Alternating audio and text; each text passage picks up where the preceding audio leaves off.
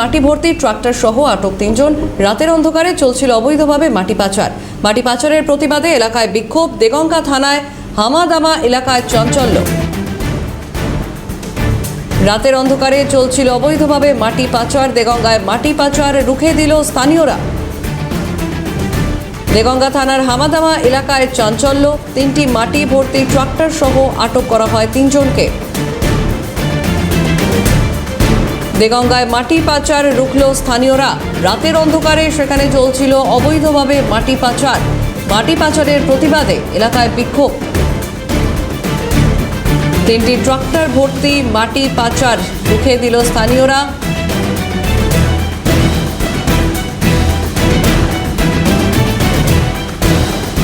কি বলছেন গ্রামবাসীরা শুনবো। অবৈধভাবে মাটি তুলে নিয়ে যাচ্ছে, তার জন্য গ্রামবাসী বিন্দু সব অভিযোগ দিয়ে এই ট্রাক্টরটা দাঁড় করানো হয়েছে। 11:30টার সময় 10টা 10:30 থেকে গাড়ি চালু করছে এরা। এর পাশে কোথাও একটা ভরাট করছে। ওয়েস্টেজ মাটি বলে ডাস্ট বলে কিছু নেই, এতে উপার মাটি আছে। এটা আপনাদের কি অভিযোগ?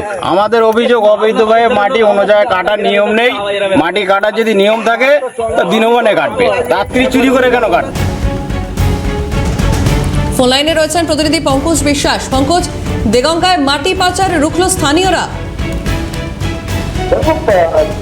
যেটা দাবি যে রাতের অন্ধকার থেকে এলাকার মাটি পুকুর গিয়ে ভর হচ্ছিল এবং তারা গতকাল রাত্রিবেলায় মাটি ভর্তি ট্রাক্টর আজকে বিক্ষোভ দেখান এবং খবর পেয়ে ঘটনাস্থলে দেবগা থানা পুলিশ আছে, পুলিশের এবং 3টি মাটি ভর্তি ট্রাক্টর আটক করে নিয়ে যায়। অপরদিকে ওএনজিসি যেটা দ্রুত চালকদের যেটা দাবি, এটা ওএনজিসি মাটি যেখানে 3 বছরের একটি প্রকল্প ছিল, ওএনজিসি প্রকল্প বাতিল হওয়ার পরে এখানে চাষিদের সাথে চুক্তি ছিল যে ওএনজিসি প্রকল্প বন্ধ হয়ে যাওয়ার পরে তাদের জমি পুনরায় সেই অবস্থা ফিরে দিতে হবে এবং সেই অবস্থায় জমি ফিজিক্যাল যে ওয়েস্টেজ মাটি বা দাবি সেগুলো কিন্তু ওরা অন্য একত্র জায়গায় নরম করছিল। সেখানে কোনো রকমের মাটি পাচার করা হচ্ছিল না বা কোনো জায়গায় অবৈধ বরাদ করা হচ্ছিল না, এমনটাই কিন্তু দাবি করা হয়েছে দ্রুত চালকের পক্ষ থেকে। তবে কিন্তু সূত্রনাশ হয় এবং ঘটনা তদন্ত শুরু করেছে দেবগা থানা পুলিশ।